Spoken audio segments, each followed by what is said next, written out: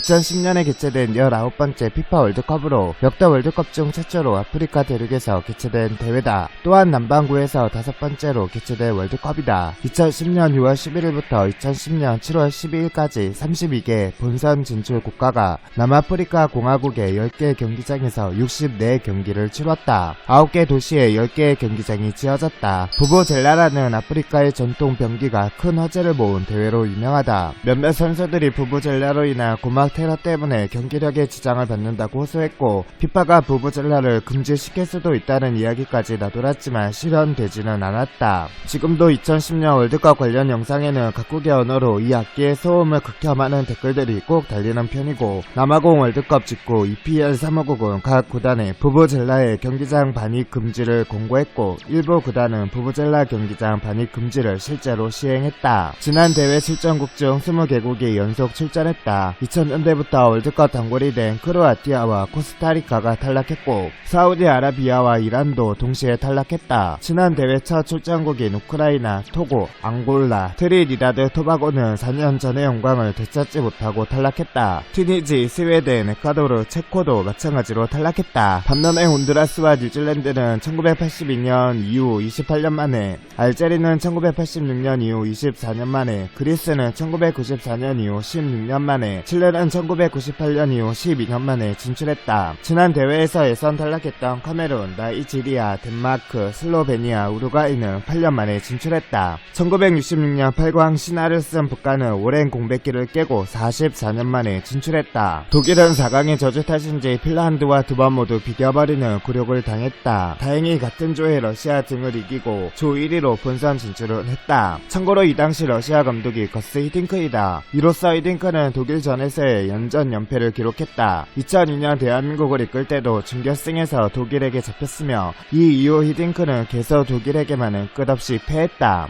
볼리비아는 남미 예선에서 광탈하기는 했지만 아르헨티나를 홈으로 불러들여 무려 6골을 몰아치며 6대1로 대승하는 이변을 일으키기도 했다. 남북한이 3라운드에서 만나 동반으로 최종 라운드에 직행, 최종 라운드에서도 역시 같은 조가 되어 동반으로 본선에 직행했다. 1974년에 동서독이 동반 진출한 이후 36년 만에 1위다. 다만 한국은 북한 출입이 불가능해 북한 원정을 상하이 홍커우 경기장에서 치렀다. 오세아니아 지역의 양대 산맥인 호주와 뉴질랜드도 본선 동반 진출에 성공했다. 호주는 처음으로 아시아에서 예선을 치렀기 때문에 먼저 본선에 직행했고, 뉴질랜드도 대륙간 플레이오프 상대인 바레인을 잡고 본선에 진출했다. 한국의 4강과 호주의 16강을 만들어낸 히딩크 매직은 안타깝게도 볼 수 없었다. 히딩크가 맡은 러시아는 복병 핀란드를 따돌리고 플레이오프에 합류하였고, 플레이오프 1차전에서 슬로베니아를 홈으로 불러들여 2대1로 승리했다. 여기까진 좋았는데 마지막 플레이오프 2차전 슬로베니아 원정에서 0대1로 패배, 원정 다득점 원칙에 의해 본선 문턱에서 좌절하고 말았다. 이에 히딩크는 자진사임하였고, 그 후 일부 본선 진출국으로부터 감독 부임설이 돌았지만 히딩크의 선택은 스페인과 보스니아 헤르체고비나에 밀려 광탈하고만 터키였다.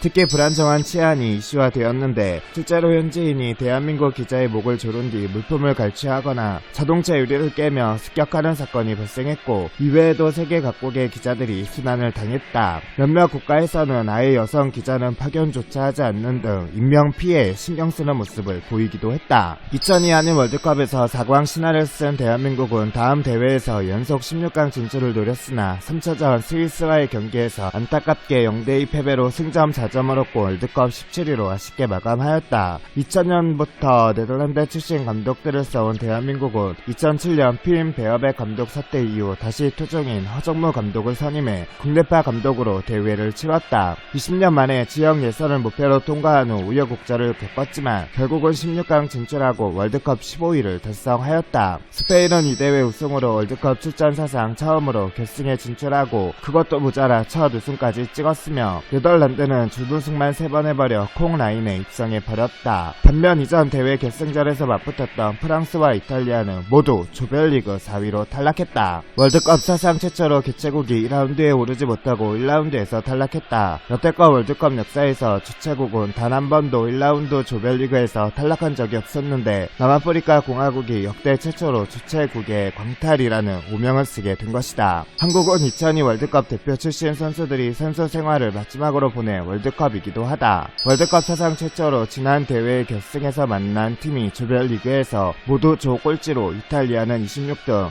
프랑스는 29등으로 16강 진출 실패했다. 다만 탈락 원인은 각각 다른데 준우승팀 프랑스는 지네디 지단 은퇴 이후 극심한 내분, 우승팀 이탈리아는 노세한 선수진 및 감독의 변함없는 전술 때문이었다. 한국인 심판이 최초로 월드컵 개막전 부심을 보게 된 대회다. 그 주인공은 정의상 부심. 이후 정의상 부심은 스페인, 온두라스전, 브라질, 네덜란드전의 부심으로 투입되었다. 특히 브라질, 네덜란드전에서는 호비뉴의 오프사이드를 잡아내면서 한국 팬들에게 큰 주목을 받았다. 현재까지 유일하게 리오넬 메시의 패스를 받는 어시스트로 골을 기록한 아시아 출신 축구선수가 바로 박주영이다. 그런데 이게 하필이면 다름 아닌 2010년 남아공 월드컵에서 기록한 아르헨티나전의 자책골이다.